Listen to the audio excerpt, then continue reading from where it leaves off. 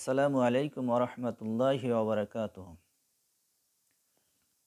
সিয়ামরত অবস্থায় কেউ যদি বমি করে, পেটের খাবার যদি বের হয়ে আসে, তার কি সিয়াম ভেঙে যাবে?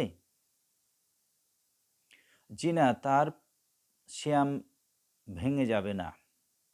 হযরতে আবু হুরায়রা রাদিয়াল্লাহু আনহু থেকে বর্ণিত, তিনি বলেন, রাসূল সাল্লাল্লাহু আলাইহি সাল্লাম বলেছেন, অনিচ্ছাকৃতভাবে সিয়ামরত অবস্থায় কোনো ব্যক্তির যদি পেটের খাবার বের হয়ে যায়, অর্থাৎ বমি হয়ে যায়, তাহলে তার সিয়াম নষ্ট হবে না, তাকে কাজা করতে হবে না।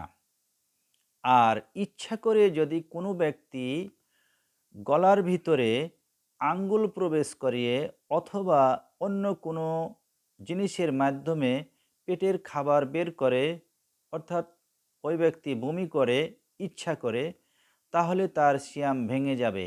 ওই ব্যক্তির জন্য পরবর্তী সময় তাকে একটি সিয়াম কাজা আদায় করে নিতে হবে।